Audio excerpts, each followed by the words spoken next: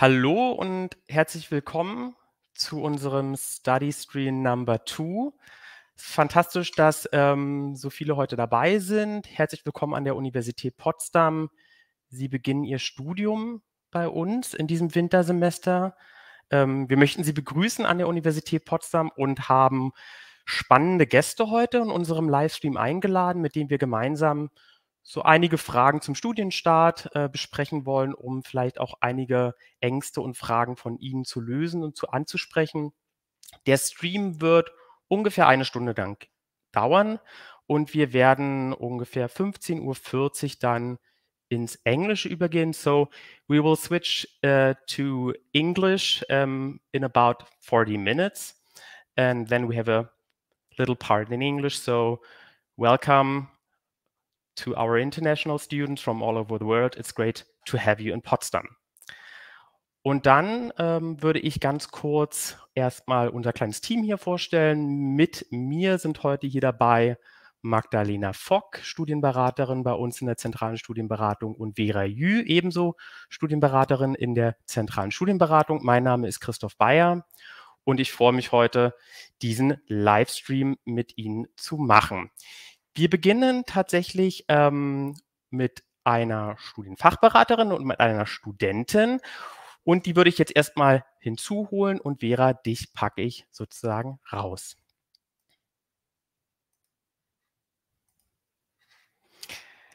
Hallo Malini, hallo Steffi. Bevor wir loslegen, würde ich euch natürlich auch gerne noch vorstellen. Malini, du bist Studentin an unserer Universität.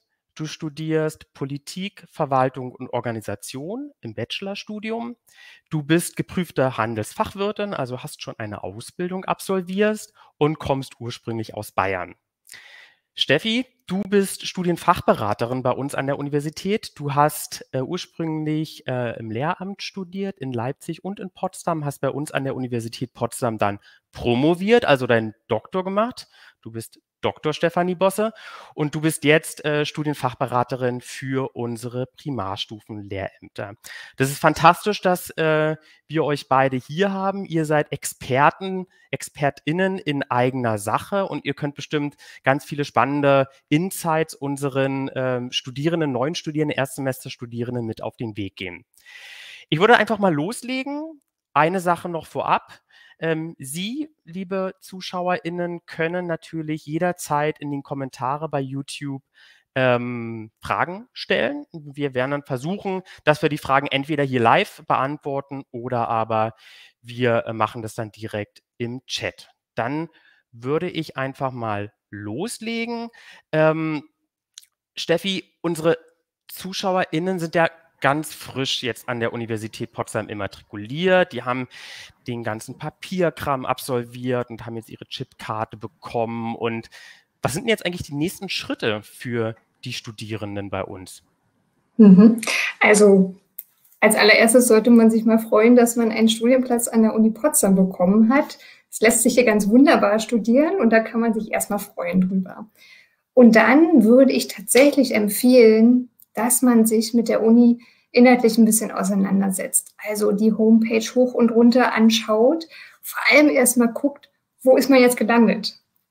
Wenn man die Uni Potsdam sich anschaut, sieht man nämlich, dass wir 3 verschiedene Campi haben. Und jeder Campus ist unterschiedlich und jeder Campus hat einen unterschiedlichen Lageplan. Und deshalb ist meine erste Empfehlung, ehrlich gesagt, man soll mal schauen, wo man hin muss, wo man studiert und wo sich welche Gebäude finden. Also zum Beispiel am Campus Golm. Man muss nicht hoffen, dass Haus 2 neben Haus 3 steht.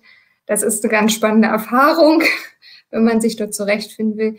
Und mein nächster Tipp ist tatsächlich, die Uni Potsdam hat nicht nur eine tolle Homepage, sondern ist auch auf vielen anderen Portalen vertreten, Instagram, Twitter, sogar noch Facebook. Also man kann sich ganz toll mit der Uni jetzt schon vertraut machen und vor allem auch schauen, wo man mal Sport machen möchte, welche ausgefallenen Sportkurse man machen möchte oder ob man im Orchester mitspielen möchte. All diese Informationen bietet jetzt schon die Uni Potsdam. Ich danke dir, Magdalena, dann gebe ich an dich weiter. Ja, hallo und herzlich willkommen auch von mir an euch beide. Malini, ich würde gern dir deine erste Frage stellen. Und zwar, du hast jetzt die ersten 2 Semester deines Studiums hinter dir. Es ist also noch nicht so lange her, dass du selbst deinen Studienstart hier bei uns hattest. Und mich würde total interessieren, wie hast du denn deinen Start an der Uni Potsdam empfunden? Und gab es vielleicht Dinge, die dir besonders leicht gefallen sind oder vielleicht auch welche, an die du dich erstmal so ein bisschen gewöhnen musstest? Danke dir für die Frage. Also ja, mein Start an der Uni Potsdam war sehr ereignisreich. Ich bin ja in der Corona-Hochphase sozusagen gestartet und trotz Online-Lehre ist aber sehr viel passiert. Es waren sehr viele Informationen und es war aber auch auf der anderen Seite alles sehr gut organisiert. Also die Sorge hat man ja dann vorher auch gehabt, natürlich, oder viele andere hatten diese Sorge auch, wie ich es mitbekommen hatte. Aber es war alles sehr gut organisiert. Genau. Super, das war bestimmt eine ganz, ganz aufregende Zeit für dich. Schön, dass du gut angekommen bist an der Uni Potsdam. Die nächste Frage, die würde ich wieder an Steffi, an dich stellen tatsächlich. Das ist ja so ein ganz neues System, Universität, Hochschule. Vorher war man in dem System Schule und auf einmal ist man an dieser Hochschule, die ja ganz anders funktioniert. Und ein wichtiger Punkt beim Studienstart und auch während des gesamten Studiums sind ja Termine, die ich irgendwie einhalten muss. Gibt's von dir aus, würdest du bestimmte Termine herausheben, auf die ich vielleicht jetzt gerade am Anfang besonders achten sollte als Erstsemesterstudentin? Ja, total. Also es gibt relativ viele wichtige Termine jetzt schon zu Semesterbeginn, denn die meisten, die jetzt von der Schule kommen, wissen ja auch noch gar nicht, wie man so richtig studiert. Und naja, wo erfährt man das? Vor allem in Einführungsveranstaltungen. Wir haben auf der Homepage sehr übersichtlich dargestellt, welche Fächer wann Einführungstermine anbieten. Und ich würde wirklich jedem empfehlen, dorthin zu gehen. Aus verschiedenen Gründen. Einerseits erfährt man natürlich Informationen über das Fach. Da wird einem gesagt, was sollte man im ersten Semester studieren, vielleicht was später. Das ist die erste wichtige Sache. Und dann, naja, lernt man da auch schon Menschen kennen. Ne? Das sind Professorinnen oder Professorinnen oder andere Dozentinnen, Dozenten, also Leute, die aus diesem Fach stammen, die Expertise haben und die stellen das Fach vor. Und die dritte Sache ist, man trifft dann natürlich auch andere Studierende, andere Personen, die neu anfangen, kann sich mal umgucken, wer sitzt da neben mir, können wir vielleicht zusammen nachher in die Mensa gehen. Das ist ganz wichtig ja tatsächlich auch, das rauszufinden. Also diese Einführungsveranstaltung, die empfinde ich als sehr, sehr wichtig. Und die nächste Sache, die ja eigentlich heute auch schon angefangen hat, man kann jetzt schon anfangen, sich in Kurse einzuschreiben, in Seminare, in Lehrveranstaltungen. Und das passiert über die Plattform Puls. Da ist heute der Startschuss sozusagen. Und man erfährt, ob man in ein Seminar oder in eine Vorlesung zugelassen wird, noch nicht heute, noch nicht sofort, wenn man sich angemeldet hat. Das erfährt man erst später, also sozusagen frühestens am 21.10. Aber anmelden kann man sich jetzt schon und sollte man sich jetzt auch schon. Ich danke dir. Ich glaube tatsächlich auch, die Einführungsveranstaltung, das ist wirklich ein sehr, sehr guter Hinweis. Das ist einfach ein Pflichttermin, den man, glaube ich, jetzt zum Studienstart wahrnehmen sollte. Magdalena, ich gebe an dich über. Ja, das Stichwort ist gerade schon gefallen. Das, was dann natürlich auch spannend ist, wenn die Lehrveranstaltungen an sich losgehen. Steffi, du hast gerade schon gesagt, wie man sich dafür anmelden kann über Puls. Vielleicht ist jetzt nicht allen ZuschauerInnen auch gleich völlig klar, was so eine Lehrveranstaltung, wie die eigentlich aussehen kann.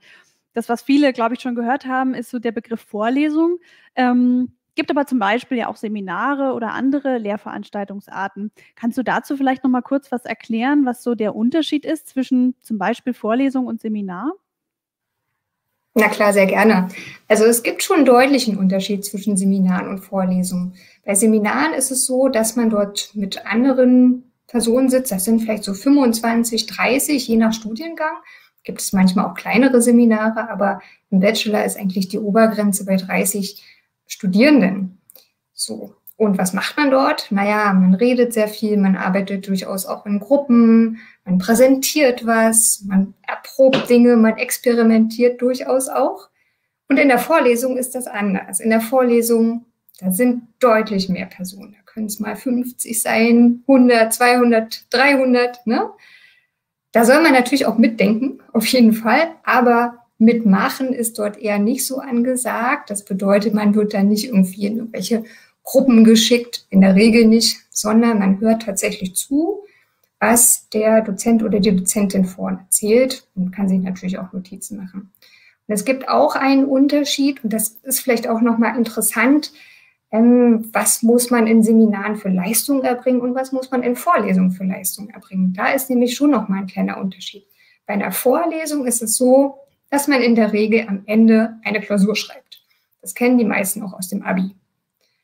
Bei Seminaren, da gibt es eine große Vielfalt an Möglichkeiten. Ja, da kann es passieren, dass man auch einen kleinen Test schreibt oder ein Portfolio macht, ein Plakat erstellt, ein Referat und so weiter. Also es gibt relativ viele Möglichkeiten. Das Gute ist, man bekommt zu Beginn des Semesters gesagt, was muss man tun in diesem Seminar oder in dieser Vorlesung, um zu bestehen und um Leistungspunkte zu bekommen. Genau. Danke dir, Steffi. Das war, glaube ich, ein wichtiges Stichwort. Also um diese Informationen kommt man auch, glaube ich, nicht wirklich herum. Also ihr bekommt die in euren ersten Lehrveranstaltungen gesagt. Also Sie bekommen die, liebe ZuschauerInnen. Und Malini, du hast zwischendurch auch so wissend genickt, als es um Vorlesung und Seminar geht. Also ich glaube, du hast diesen Unterschied da auch ganz gut mitbekommen in deinen letzten 2 Semestern. Danke euch für diese interessanten und spannenden Infos. Ich habe meinen nächsten Frageblock, der geht an dich, Malini, tatsächlich, weil das ist auch etwas, was natürlich die meisten gerade absolut rumtreibt. Wie funktioniert das eigentlich mit dem Stundenplan? Wie kann ich mir einen Stundenplan bauen? In der Schule ist das ja ein bisschen anders. Da kriegt man ja in der Regel den Stundenplan gestellt. Wie hast du das gemacht, Malini? Wie hast du dir deinen Stundenplan gebaut und wie hast du dich dann zu den Lehrveranstaltungen angemeldet? Wie funktioniert das? Also das war auf jeden Fall ein längerer Prozess am Anfang. Jetzt in diesem Semester war es schon viel, viel, viel leichter. Also für das Semester, wie Steffi ja schon sagte, konnte man sich ja jetzt schon anmelden. Es war dann das 3. Mal, dass ich das eben machen musste. Erst einmal habe ich mich eigentlich beruhigen lassen von Leuten, die ich kannte, die schon studiert haben. Ich habe dann auch gelernt, dass es wichtig ist, alles Schritt für Schritt anzugehen. Also wie gesagt, das sind verschiedene Schritte, die man braucht, um seinen eigenen Stundenplan zu bauen, um das notwendige Wissen, die notwendigen Informationen dafür einzuholen. Und wenn man dann irgendwie schon den fertigen Stundenplan gleich haben möchte, dann verwirft man das oft. Also dann kommt da so das Gefühl der Überforderung zu stark durch. Deswegen würde ich auf jeden Fall jedem von euch empfehlen, immer Schritt für Schritt durchzugehen. Ich habe mir dann erstmal im Internet auch eben alle Informationen, die dafür relevant sein könnten, eingeholt. Und was ganz wichtig ist, ist die fachspezifische Prüfungsordnung. Die findet man auch auf der Website der Uni und genau, also auch nicht irgendwie verwirren lassen, da sind immer mehrere Dokumente, aber am besten schaut man dann auch einfach erstmal, okay, was habe ich da jetzt alles? Und dann findet man auf jeden Fall auch die richtige Fassung, die aktuellste. Und da steht dann eigentlich auch drin, also da ist oft ein exemplarischer Studienverlaufsplan, woran man sich orientieren kann einerseits und woran man sich dann noch orientieren kann, ist eben der Aufbau der verschiedenen Studiengänge. Bei mir war es jetzt so, es gibt halt ein Basisstudium und ein Vertiefungsstudium und beim Basisstudium, das sind halt, ja, wie der Name schon hergibt, sind es dann alles Module, die man auch belegen muss auf jeden Fall. Und danach kann man sich halt eben entsprechend vertiefen. Und das findet man alles eigentlich in der Studienordnung, in der Prüfungsordnung. Und so habe ich mich dann eben entlang gehangelt und habe dann eben auch das mit Puls rausgefunden. Und das Portal ist wirklich sehr, sehr einfach in der Handhabung. Es gab auch ein Tutorial dazu. Ich glaube, es war auch was auf YouTube. Genau, und das hat sich halt auch so rumgesprochen durch Mundpropaganda. Also ich habe das auch von anderen Studierenden erfahren und dann ging das eigentlich total. Also ich habe mir dann erstmal die ganzen Basismodule herausgesucht und es war auch kein Problem. Mich angemeldet, musste eben ein bisschen warten. Aber ja, genau, also so habe ich das dann letztendlich gemacht und es hat auch gut geklappt. Ich danke dir. Wir haben gerade eine Frage reinbekommen im Chat, Steffi. Die passt, glaube ich, für dich ganz gut, weil ich vermute, das ist eine Frage, die bei dir in der Studienfachberatung sehr häufig vorkommt. Ne? Also wenn man das nicht gewohnt ist und man dann diese große Auswahl und diese große Freiheit hat, seinen Stundenplan selbst zu bauen, wie viel schaffe ich eigentlich? Wie viele Veranstaltungen pro Woche, pro Tag? Was muss ich beachten? Wie viele Module muss ich machen? Kannst du da vielleicht kurz was zu sagen? Das kann ich sehr gern machen. Diese Frage kommt tatsächlich häufig und ich sehe auch im ersten Semester, dass manchmal Studierende zu mir kommen und mir ihren vollen Stundenplan zeigen und dann denke ich, oh, dann sind sie ja in 2 Jahren schon fertig. Eigentlich haben sie viel länger Zeit.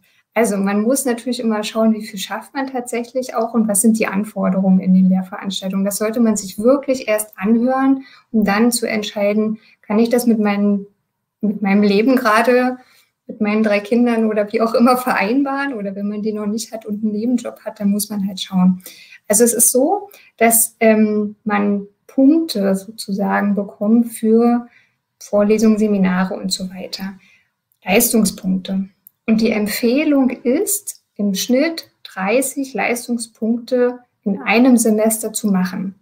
Und wenn man so grob rechnet, eine Veranstaltung, also eine Vorlesung oder ein Seminar, da kriegt man durchschnittlich 3 Leistungspunkte. Das bedeutet also, dass man 10 Veranstaltungen in seinem Stundenplan drin haben sollte, wenn man nicht noch andere Verpflichtungen hat. Das ist so eine grobe Richtlinie, genau. Ich danke dir. Das ist, glaube ich, ganz, ganz wichtig, dass man dann schaut, auch das Leben, was man nebenbei noch hat, das ja auch noch weiterläuft, dass man das noch unterkriegt.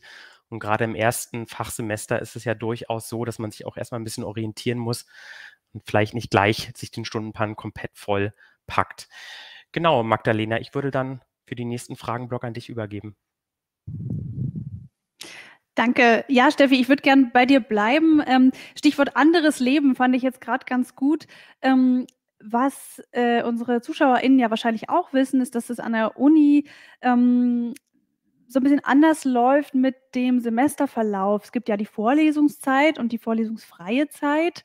Man hat also auch ja einen relativ großen Teil des Jahres, wo keine Vorlesungen an sich stattfinden. Vielleicht kannst du dazu noch mal kurz was sagen.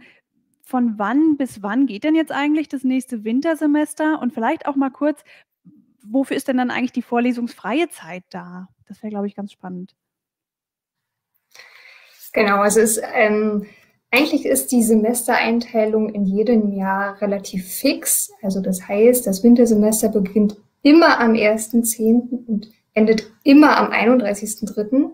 Aber, Magdalena, du hast schon gerade gesagt, die Vorlesungszeit, also die Zeit, wo die Veranstaltungen stattfinden, ist nicht die ganze Zeit vom 1.10. bis zum 31.3. Das wäre tatsächlich zu viel, sondern wir fangen in diesem Wintersemester am 25. Montag fangen wir an, am 25.10. an. Da fangen dann die ganzen Lehrveranstaltungen an und es geht bis zum 18. Februar. Und in dieser Zeit besucht man halt Vorlesungen, Seminare, Tutorien und so weiter. Danach ist es noch nicht vorbei. Danach ist ein großer Zeitraum für Prüfungen und auch für Praktika. Also für den Fall, dass man sich bei Vorlesungen angemeldet hat, dann finden in der Regel die Klausuren danach statt, in diesem Zeitraum nach dem 18. Februar. Und eine Sache will ich tatsächlich gern noch mal, wo wir gerade bei Terminen sind, anbringen. Ich habe ja gesagt, dass man sich anmeldet bei Puls. Malini hat es ja auch noch mal gerade gesagt. Man hat aber auch die Möglichkeit, sich wieder abzumelden. Klingt jetzt erstmal komisch, ist aber tatsächlich auch wichtig. Man hat sogar bis Mitte November Zeit, sich abzumelden. Also, wenn man das Gefühl hat, wow, ich schaffe das alles gar nicht, dann hat man wirklich bis Mitte November Zeit, sich abzumelden. Wenn man diesen Termin, der ist am 10.11., wenn man den allerdings verpasst und sich nicht wieder abmeldet, dann bedeutet es, man muss diese Leistung auch erbringen. So, das ist tatsächlich die Pflicht.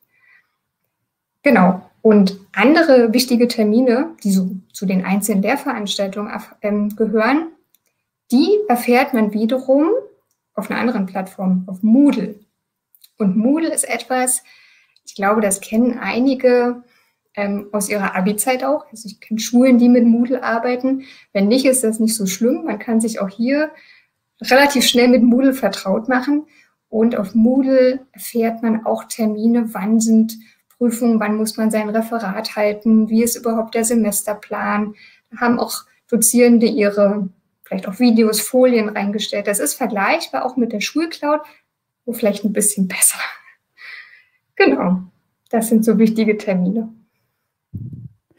Danke dir, Steffi. Ich glaube, dieser Hinweis war sehr, sehr gut, dass man sich auch im Laufe des Semesters auch wieder abmelden kann von Lehrveranstaltungen, wenn man merkt, dass es einem einfach zu viel wird.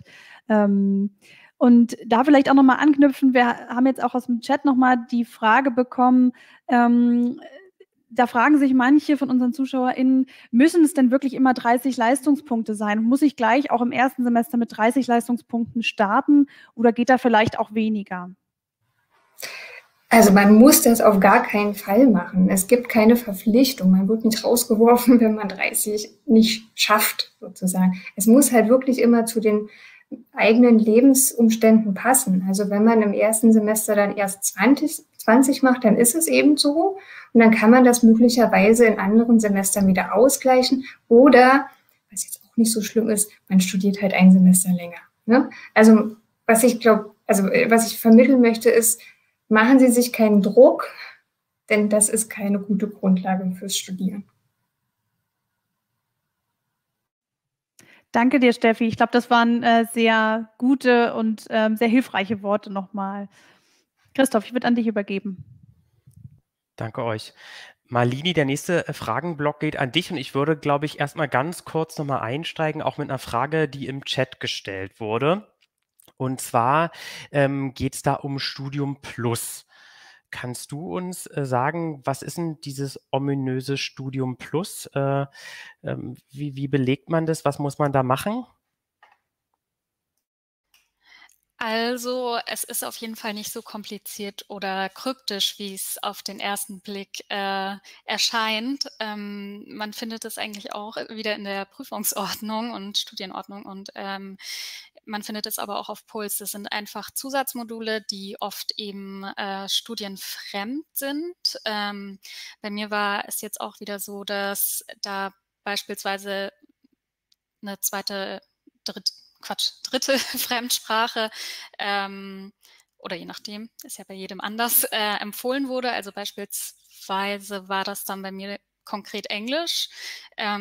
Man musste das aber nicht machen. Also ich habe jetzt auch erstmal, weil die Frage ja auch weiterging, wie ich dieses belegt habe. Ich habe jetzt auch erstmal Spanisch genommen beispielsweise. Also das ist auch ich glaube, das ist auch eine gute Demonstration dafür, dass man eben sich nicht ganz klar an diesem exemplarischen Studienverlaufsplan hangeln muss und dass man nicht wirklich immer diese 30 LP machen muss. Also man ist da sehr flexibel an der Uni, was mir halt auch sehr gefallen hat und was eben auch schön ist, dass man in andere Fakultäten hereinsehen kann damit. Also eben bei mir Spanisch, es war halt jetzt leider online, ansonsten ist es halt am Neuen Palais, das ist ja auch ein sehr schöner Campus, da geht man ja auch gerne hin und genau, also das findet man in einer eigenen Kategorie eigentlich auch auf Puls. Also ja, es sind einfach häufig studienfremde Inhalte.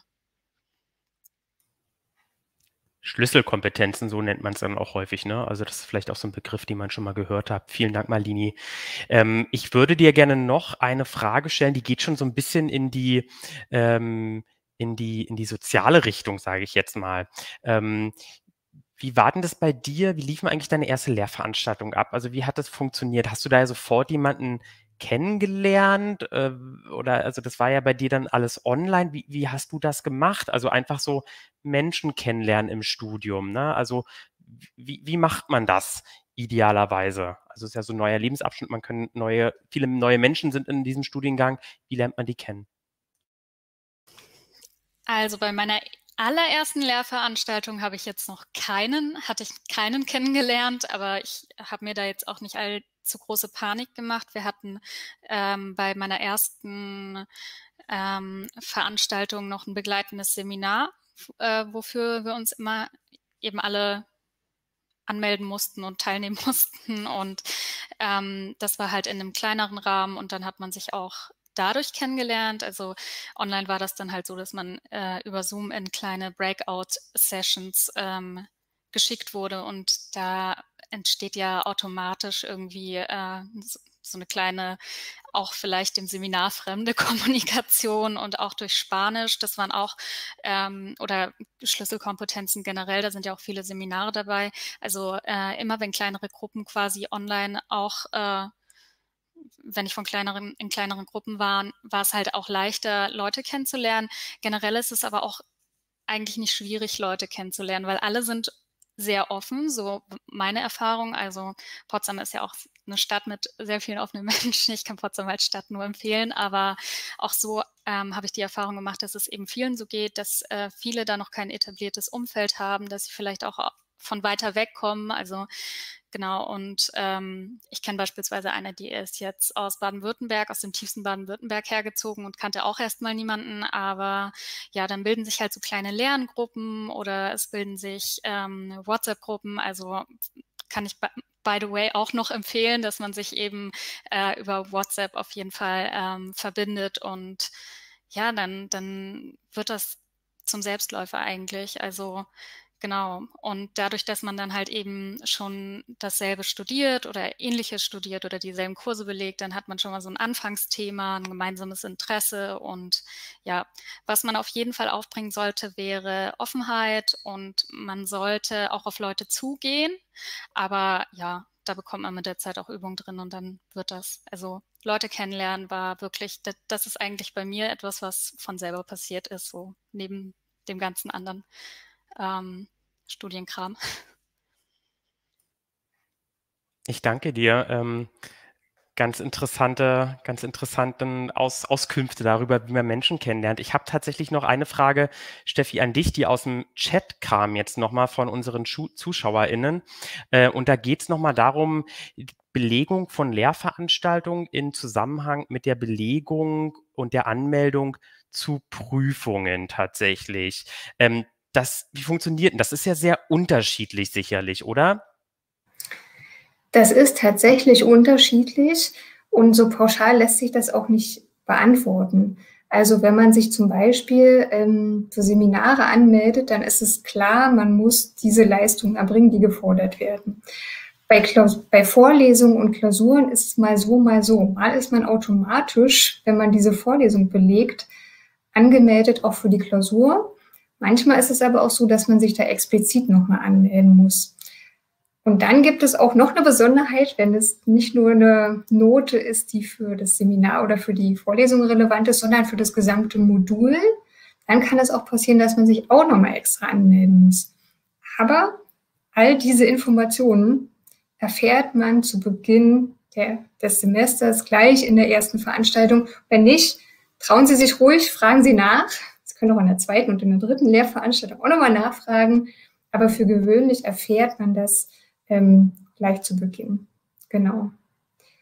Ich habe tatsächlich noch einen ergänzenden Satz zu Malini.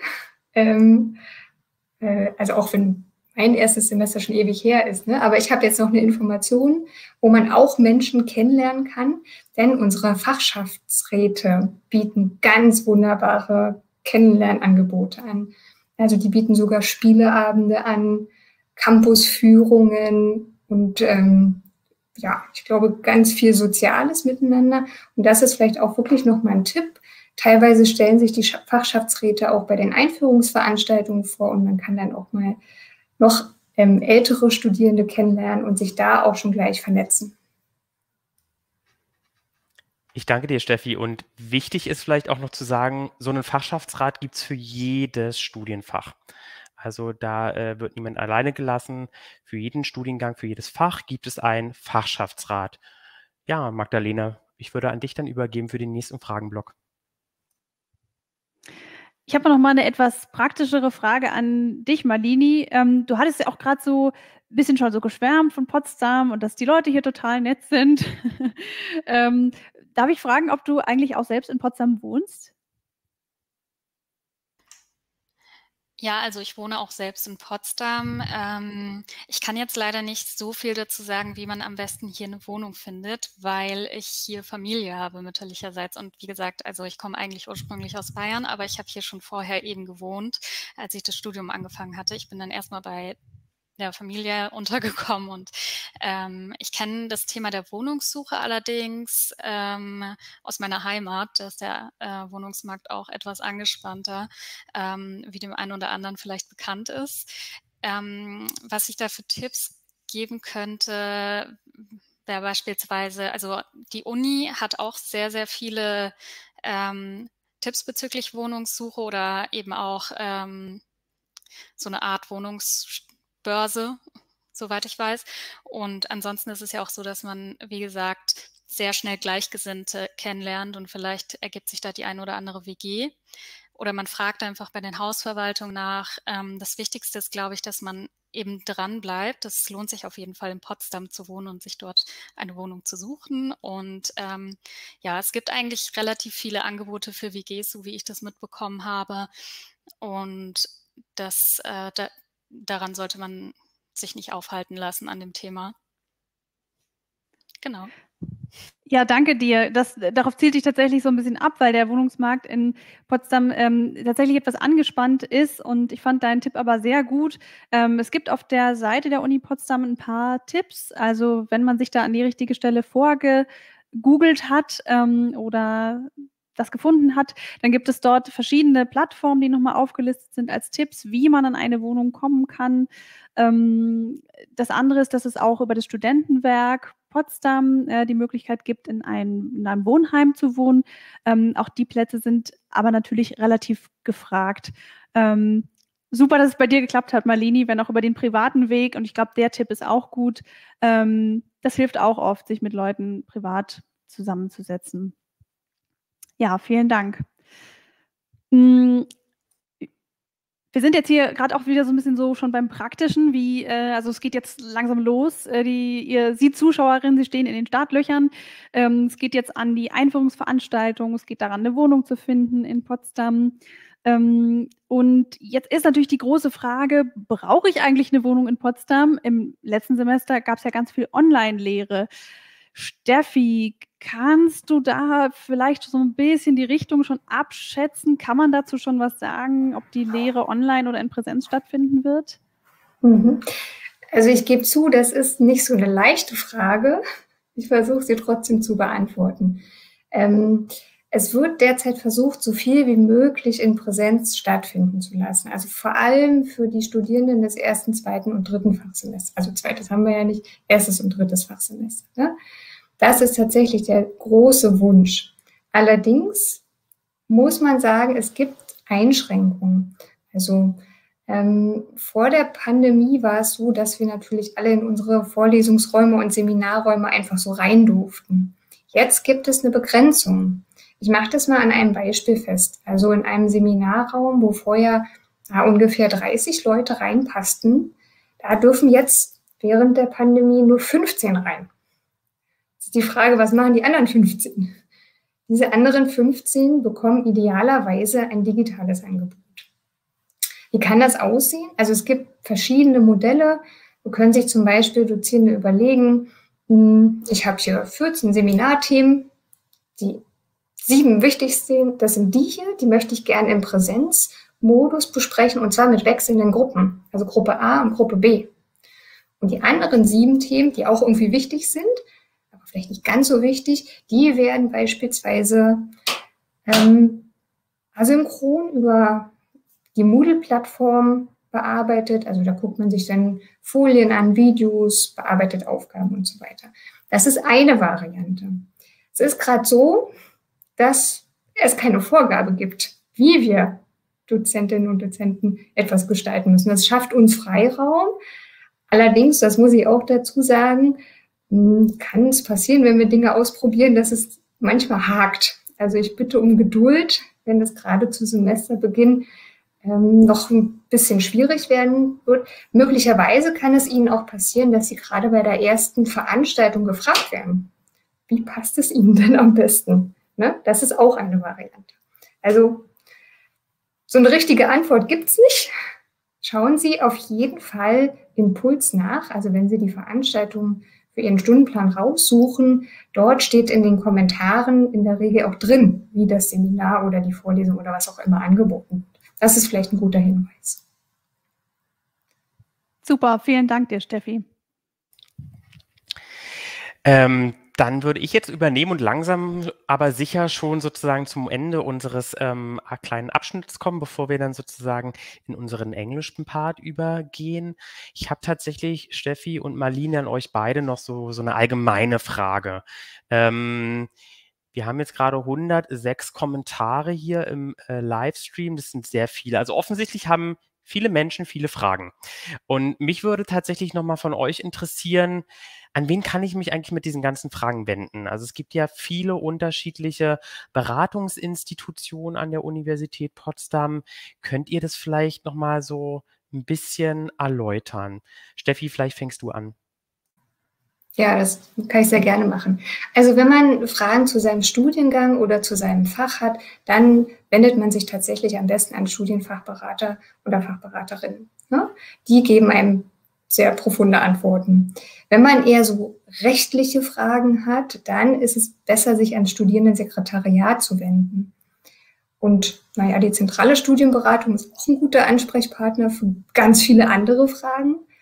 Dann gibt es tatsächlich auch Situationen, die sich im Laufe eines Lebens ergeben. Wenn man beispielsweise schwanger ist oder schon eine Familie hat, gibt es auch eine Beratungseinheit hier an der Uni Potsdam, das Service für Familien, kann man auch sehr empfehlen, bieten jetzt auch sehr viel an zum Semesterstart. Also das Gute ist, für jedes Anliegen gibt es eigentlich jemanden hier an der Uni Potsdam, der einen beraten kann. Marlene, kannst du da noch ergänzen? Fällt dir noch was ein? Ja, also aus Studentensicht würde ich wieder sagen, auf jeden Fall die Fachschaftsräte auch. Da erfährt man auch die eine oder andere wichtige Information sehr oft und lohnt sich auf jeden Fall, wollte ich auch nochmal betonen, sich da zu engagieren. Und dann gibt es, also von unserem Fachschaftsrat gibt es jetzt so ein Studienpatenprogramm, dass man sich da anmelden kann und dann bekommt man jemanden mal aus höheren Semestern an die Hand, der oder die einem dann Fragen beantwortet. Und das hat ja dann auch nochmal etwas Persönlicheres, was vielleicht für viele dann doch eher was ist. Oder ja, dann gibt es eben auch diverse Initiativen von Studierenden. Es gibt die Nightline, wenn man jetzt mal so eine kleine Krise oder so hat oder sich unsicher ist mit seinem Studienfach, dass man auch meistens macht man sich ja dann irgendwie nachts Sorgen darüber, dass man da anrufen kann oder psychologische Beratungsstellen gibt es auch an der Uni. Also es gibt wirklich für jedes Anliegen irgendwie eine Stelle und da muss man sich keine Sorgen machen, dass das eine Frage, die man hat, untergeht. Vielen Dank euch beiden. Tatsächlich gibt es eine Internetseite, die heißt Beratungs- und Serviceeinrichtungen. Und dort sind alle diese Beratungseinrichtungen, die Steffi und Marlene gerade angesprochen haben, die Studienfachberatung, das Studierendensekretariat, Prüfungsamt, Fachschaftsräte, Career Service, zentrale Studienberatung, Service für Familie und viele, viele andere, die wirklich für unterschiedliche Themen ganz spezielle AnsprechpartnerInnen sind, aufgelistet. Da steht auch nochmal, wer für welche Fragen zuständig ist. Marlene und Steffi, ich danke euch herzlich. Die letzte Frage, die ich tatsächlich für euch habe, bevor ich dann an Lennart, Vera und Hikmet in den englischen Part übergeben würde, ist, was habt ihr vielleicht so einen so ultimativen Tipp noch so, ne, für die ersten Wochen, für die ganzen 180 Menschen, die jetzt hier gerade in unserem Stream sind? Was für einen Tipp könntet ihr denen noch mit auf den Weg geben? Steffi, fängst du an? Klar, mache ich gerne. Also ich würde tatsächlich empfehlen, so eine Potsdam-Erkundungstour zu machen. Sie haben ja da alle das Semesterticket, damit können Sie sogar weiterfahren. Nicht nur in Potsdam, aber gucken Sie sich die Stadt an. Es ist wirklich schön hier. Tolles Wasser, tolles Essen. Das würde ich sehr, sehr empfehlen. Und sprechen Sie auch mal Leute an. Auf dem Campus kann man Leute ansprechen. In Potsdam kann man Leute ansprechen. Und meine wirklich, von Herzen die Empfehlung ist, gucken Sie doch mal, was der Hochschulsport für tolle Sachen anbietet. Also da sind ganz ausgefallene Kurse mit dabei, aber auch normale, kann man alles mitmachen. Und da lernt man auch Leute kennen, jetzt auch schon zu Beginn. Das ist meine Empfehlung. Und Malini, was ist dein Tipp? Mein Tipp wäre auf jeden Fall, dass man bei all diesen Informationen, die man am Anfang bekommt, auf jeden Fall nichts überstürzt, sondern alles Schritt für Schritt angeht. Das ist alles total schaffbar. Jetzt kommt einem das vielleicht beim Studienstart so wahnsinnig viel vor, aber für mich im 3. Semester ist es jetzt auch schon, geht schon eher in die Routine über und man sollte auf jeden Fall nicht sein Selbstbewusstsein sich dadurch rauben lassen oder irgendwie auf so Gedanken kommen, dass man für Studieren nicht geeignet wäre oder so, sondern sich dann vielleicht auch mal selbst verzeihen, weil man irgendwie eine Information verpasst und ja, einfach dranbleiben und genau, das ist mein Tipp. Vielen, vielen Dank euch beiden, Malini, Steffi, dass ihr heute dabei wart und unsere Expertinnen sein durftet, die Fragen beantworten, die ganz viele Studierende gerade haben, die bei uns jetzt das Studium im Wintersemester anfangen. Ich würde euch jetzt erstmal wieder ins Backend packen und ich würde dann bei uns begrüßen Hikmet, Vera und Lennart. So, welcome Vera, Hikmet and Leonard for our English part of the stream, and I will go in the backend as well. Have fun. Thank you very much, Christoph, and welcome to the English version of our study stream number 2 at the University of Potsdam. We all here at the university are very happy to welcome you, international students from all over the world. It's your first time at this university and maybe even your first time in Germany and Potsdam, so we can only imagine how many questions you might have regarding living and studying in Potsdam. Hence, we invited 2 guests to our welcome study stream to answer some of your questions, and you will also have the chance to write some of your questions into the chat. Our 2 guests today are Lennart Hölscher from the Career Service and Hikmet Hilmi Güler, International Master's Student at the University of Potsdam. Welcome. Lennart is my colleague and has been coordinating the project Career Guidance for International Students since 2018 with workshops and information events in both German and English. He also offers individual counseling appointments on the topic of professional development, especially for international students, and of course in English. Today, he's our guest and moderator at the same time, so thank you, Lennart, for your support. Hikmet, as I am allowed to call you, is 25 years old, and he's a master's student from Istanbul, Turkey, who studied and finished his BA in politics and sociology at the Freie Universität Berlin in 2020, so I assume that your German is as well good as your English. Right after that, he started the master degree program, National and International Administration Program at the University of Potsdam. It's your 2nd year here, and thank you, Hikmet, for being with us today. So let's start with our first question. Hikmet, in hindsight, how would you briefly describe your start at the University of Potsdam? What went smooth? And how did you cope with things that were new? What's your story of starting to study at the University of Potsdam? Thank you, Vera. So I actually had a rather, let's say, rocky start when I was applying to the university, because at the time I was also writing my thesis. And to complete my registration process, I had to actually finish my thesis. So it was kind of like juggling 2 balls, which I'm not really good at. But yeah, so there's actually a takeaway in this. So I got lots of support, really good support from the international office and also from my own department. I was always informed, and I was always kind of able to reach them. So that was really important during that process because it was kind of a short time. So in that regard, I think it's really important if you have, let's say, an exception or if there's a special situation to kind of be in contact. And I would say that there are people there at the other side who are kind of there to help. Yeah. Yeah, you mentioned already the international office, which is also, they are colleagues of us. So any questions regarding everyday life and studying, the international office is also there for you. So Leonard, I give up to you. Hi, welcome from my side as well. Hikmet, first steps at the University of Potsdam. How was your first lecture? What do you remember the most? And what tips do you have in stock for our new international fellow students who are going to start this winter term? Yeah, so my first lecture was actually, my first lecture at the University of Potsdam was actually also my first online lecture, so to say.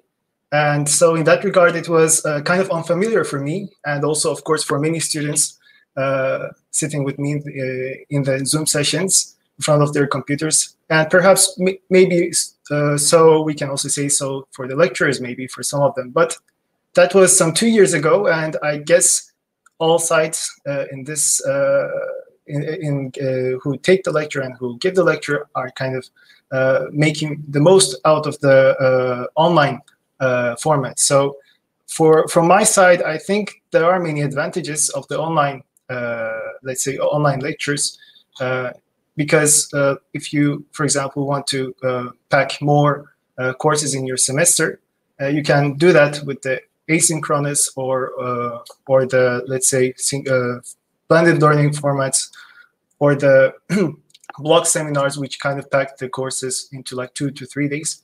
So in that regard, I think there's quite some advantages with the online format. But other than that, well, what tips would I have? So I would definitely advise people to be kind of familiar with the PULS system. This was referred to actually in the German section of it, but it's really important because I, as I said, kind of signed up a bit or registered a bit late. I didn't have the introduction, and I did have some issues afterwards because I wasn't so familiar. But again, if there's some troubling issue, definitely contact your study advisors or the PULS team, which they would be very much helpful in solving.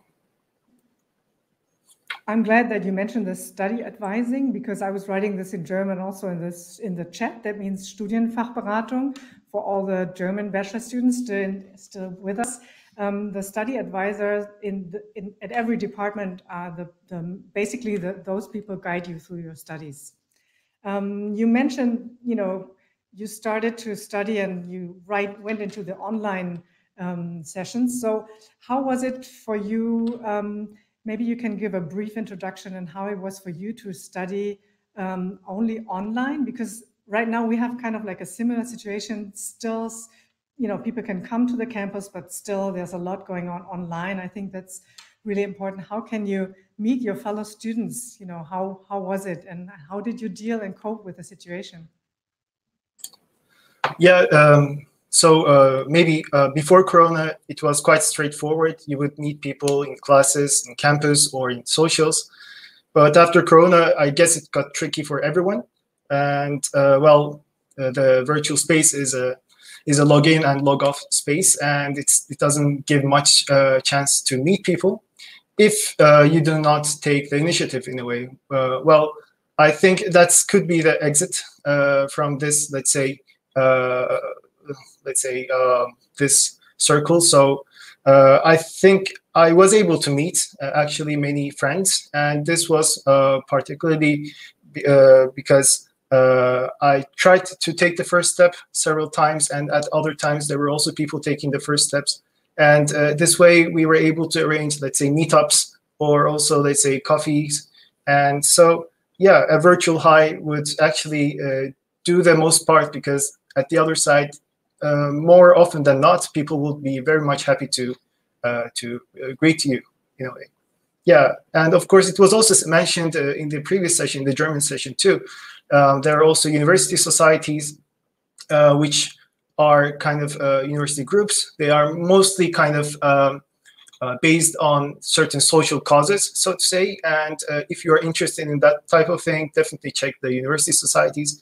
And then there are also the university bodies, such as the student parliaments, the ASTA, which is the student, let's say, organization, and then also the commissions of the university.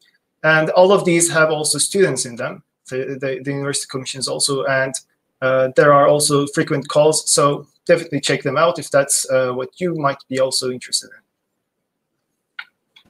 Many thanks, Hikmet. And Leonard, your next question. Yeah, Hikmet, since you're a master's student, how important would you say was and is thinking into the future towards, let's say, a job after graduation? Yes, I would definitely say that it's very important to think about your job. Well, not a job, maybe. It's about thinking of your future, especially if you're actually, when you make a decision to do a master's, you already make a comparison between many options, and then you already have a selection, and that selection is actually a good place to start of what you might want to do in the future. And the duration of the 2 years or 3 years, let's say, of your studies is also a perfect time to start exploring yourself or developing your skills or, let's say, languages. And so, for example, I kind of find it very important to start learning German as soon as you, as an international student, as soon as you start your studies, because by the end of 2 or 3 years, you would, I mean, if you're consistent with it, you would definitely have some kind of proficiency, and it would help you a lot in your job search afterwards. And well, if you, maybe you might be also interested in second or third languages, and then of course take those. And then you might also be interested in, let's say, going abroad to Spain or Italy, wherever you want. And yeah, other than that, I think the 2 or 3 years is also quite nice to have, because you kind of can explore what your interests are, and then kind of narrow down from what from your experiences. So what I'm trying to say is that volunteering experiences, part-time jobs, or internships, these are also very important during the duration of your studies. And because, well, first, this is good for your CV, and second, you are kind of trying things out and then kind of seeing what you want or you don't want to do. But on the other hand, of course, it's much more challenging as an international student to kind of, let's say, know where to look for these positions, to find them. And after you find them, the application, for example, application documents, the processes might be difficult to comprehend at first, or might be also different from what you have in your country. So in that regard, it's a challenge, actually. Yeah. Yeah, that's right. Actually, that's important points that you mentioned. Most of what you mentioned falls under what we call practical experience. And the Career Service is one of those support services at the university which can help you.